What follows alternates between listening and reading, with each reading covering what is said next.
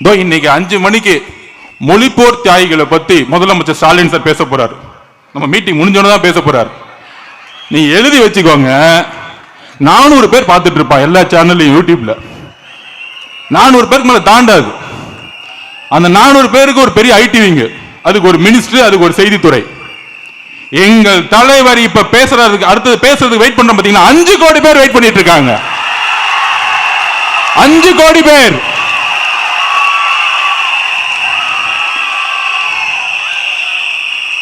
அப்ப அவர் என்ன பேச போறாருன்னு 5 கோடி பேர் பாக்குறாங்கன்னா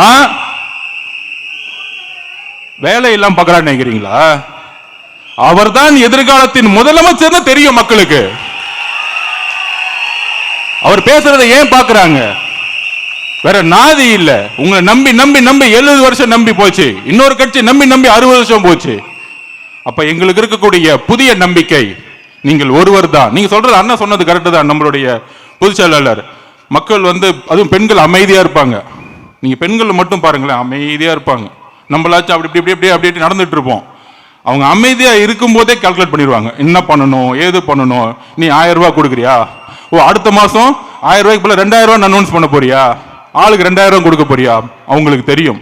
நீங்க என்ன விலை கொடுத்து வாங்கினாலும் தமிழ்நாட்டு பெண்களை விலை கொடுத்து வாங்கவே முடியாது. அது எழுதி வச்சுக்குவாங்க. அப்படி ஒரு புரட்சி 77க்கு அப்புறம் நடந்துட்டு இருக்கு. தனியா நிக்க போறோமா கூட்டணி? அது இல்லாம நேத்துல முந்தா நேரத்துல பேசணும், யாரோ ஒருத்தர் அதே கூட்டில இருந்து அதே கூட்டில ஜாயின் பண்ணிட்டாரு. இன்னும் அரசியல்னே புரியல.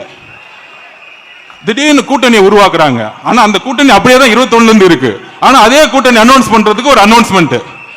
இதுல சில பேர் உட்கார்ந்துகிட்டு தலைவருக்கு பேச தெரியல, எல்லாத்தையும் விட்டுட்டாரு. நாங்க யார்கிட்டப்பா பேசணும்? நாங்க யார்கிட்ட பேசணும்? யார் அமைச்சோம்?